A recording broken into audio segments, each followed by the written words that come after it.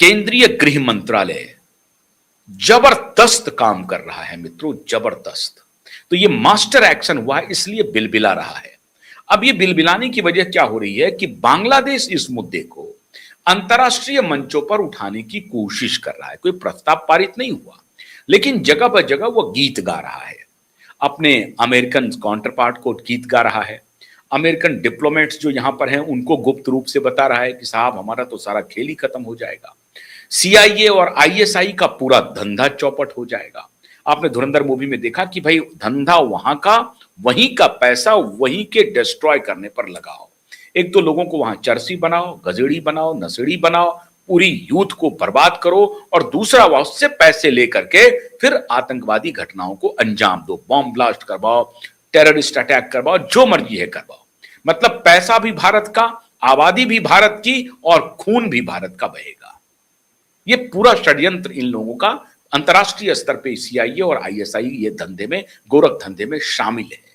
अब इस पर अमित शाह का सर्जिकल स्ट्राइक हो गया। इनको नहीं लग रहा था कि ये इतना भारत एक सॉफ्ट स्टेट बना हुआ था।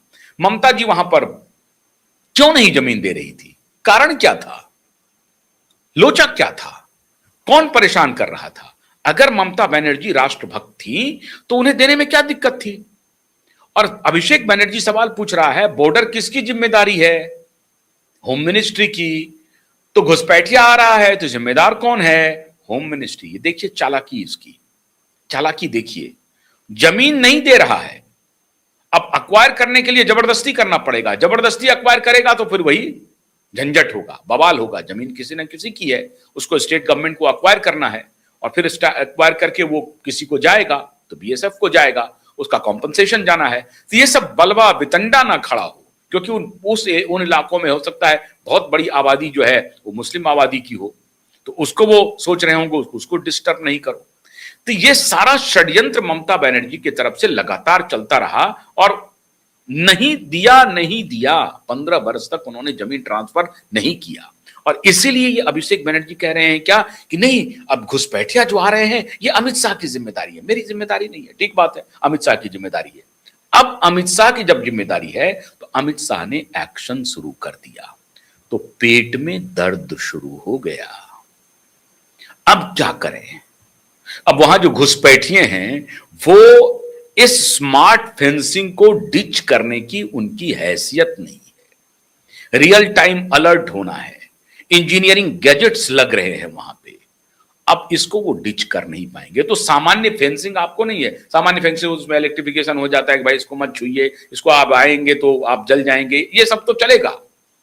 उसको भी प्रोटेक्शन करके जाता है कि इस बीच में अगर आप आएंगे, मान लीजिए कि 6 फीट का अगर ये फेंसिंग होती है तो आप 6 फीट इस तरफ 6 फीट इस तरफ छोड़ करके बीच में आप ऐसा फेंसिंग बनाते हैं जिसमें इलेक्ट्रिक वायर, मतलब आप समझिए उसमें इलेक्ट्रिसिटी सप्लाई हो रही होती है उस पूरे बार में, लेकिन उस बार को सामान्य आदमी टच ना करे, इसलिए उसको फिर अलग से 3 फीट छोड़ करके अलग एक बार बनाया जाता है जिसमें इलेक्ट्रिक नहीं होती है। लेकिन अगर कोई 3 फीट पहले बार को छोड़ करके दूसरे में जंप किया या उसको क्रॉस करने की कोशिश किया तो उसमें वो खत्म हो जाएगा। इसलिए लेयर्स वाले बार लगाए जाते हैं इंटरनेशनल बॉर्डर्स पे कि वहां पर कोई अवैध तरीके से घुस ना पाए। तो ये सिक्योरिटी रीजंस के लिए एजेंसियां इस तरह का काम करती हैं, 3-4 लेयर्स में फेंसिंग करती है। एक लेयर, फिर दूसरे लेयर में इलेक्ट्रिक वायर, फिर तीसरे लेयर जो है सो सामान्य वायर। ये पुरानी बातें हो गई, अब स्मार्ट फेंसिंग हो गई। अब वहां पर कैमरे भी लगे हुए हैं जगह ब जगह। अब वो कैमरे आपको डिटेक्ट कर रहा है, संदिग्ध गतिविधि को सीधा रिकॉर्ड कर रहा है और सीधा कंट्रोल रूम को ट्रांसमिट कर रहा है। अब ये जो स्मार्ट सेंसिंग हो रही है, स्मार्ट फेंसिंग हो रही है, सेंसिंग भी और फेंसिंग भी, तो पेट में दर्द होने लगा बांग्लादेश को। बांग्लादेश को क्या कहिए, आईएसआई और सीआईए को पेट में दर्द होने लगा कि भारत अपना दुर्ग मजबूत कर रहा है और हमारा सारा धंधा चौपट हो जाएगा। धंधा है यही 3 चीजों का। तो एक तो उनकी रीढ़ पर समझिए, कमर पर वार कर दिया शाह ने, उनकी रीढ़ की हड्डी खत्म कर दी। अब वो खड़ा नहीं हो पा रहा है क्योंकि पैसे का जो खेल चल रहा था, भारत से ही पैसा लो, भारत को लहूलुहान करो, अब भारत को ही नशेड़ी बनाओ, पूरी जनरेशन को तबाह कर दो, उनके कमर पर वॉर कर दिया केंद्रीय गृह मंत्री ने। तो पहला अटैक हो गया मित्रों। दूसरा अटैक शुभेंदु ने कर दिया। अब शुभेंदु ने वो काम कर दिया जो पूरी तरह से गैंग तिलमिला गई है। पवन खेड़ा कह रहे हैं कि जाहिल है भाजपाई, ये जाहिल है। इन्हें हसन सोहरावर्दी और सैयद हसीन हुसैन शहीद सोहरावर्दी के बारे में जानकारी नहीं है। बड़ी अच्छी बात है। हसन सोहरावर्दी वाइस चांसलर थे, लुमिनरी थे, सेलिब्रेटेड डॉक्टर थे। अरे भाई, ये बात सही है कि हसन सोहरावर्दी को तुम्हारे इतिहासकारों ने कहा वो लिबरल थे, ठीक बात है, थोड़े लिबरल थे, वो पाकिस्तान के हक में नहीं थे। लेकिन हुसैन शहीद सोहरावर्दी पाकिस्तान के न सिर्फ हक में थे, जो किया, तो अब परेशानी हो रही है। कोलकाता में एक लेन है, सबको मालूम है, वो हसन सोहरावर्दी लेन था, उसका नाम बदल दिया शुभेंदु अधिकारी ने। तिलमिलाया क्यों है गैंग, आज मैं बतला रहा हूं आपको।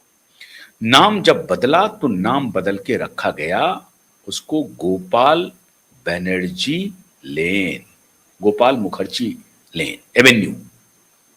अब ये गोपाल मुखर्जी कौन है? 16 अगस्त 1946 डायरेक्ट एक्शन डे, 16, 17, 18, ये 3 दिन 72 घंटे के अंदर में, बल्कि 48 ही घंटे कह लीजिए, 72 घंटे के अंदर में कोलकाता की सड़कों पर 5000 लाशें बिछा दी, 15,000 घायल कर दिए, लाख के करीब बेघर हो गए। किसने किया ये सैयद हुसैन सोहरावर्दी, तब मुख्यमंत्री थे, हालांकि उस वक्त प्रधानमंत्री कहा जाता था, प्रधानमंत्री थे। कॉल किनका था? मोहम्मद अली जिन्ना का। मोहम्मद अली जिन्ना से बातचीत हुई गांधी की, कहा कि आप ऐसा काम मत करिए। गांधी को कहा मोहम्मद अली जिन्ना ने कि देखिए, आइदर माई वे और हाईवे, मैं एक अलग प्रदेश के नीचे कुछ भी नहीं मानूंगा, और अलग प्रदेश है पाकिस्तान, और वो अब लड़ के लेंगे पाकिस्तान, लड़ के लेंगे।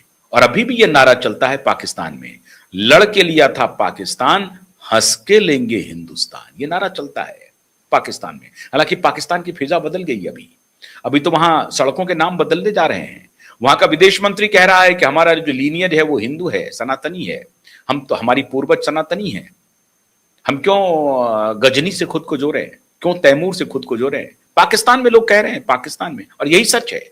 98% या 99% कह लीजिए, भारत के सनातनी हिंदू से कन्वर्टेड है मुस्लिम, पाकिस्तान में भी और हिंदुस्तान में भी, बांग्लादेश में भी। ये पूरा खिता जिसको कहते हैं, पूरे खिते में कन्वर्टेड मुस्लिम है। लेकिन मुझे हैरानी यह है कि जब कन्वर्ट हो जाते हैं तो ज्यादा आप क्रूड हो जाते हैं, ज्यादा कट्टर हो जाते हैं।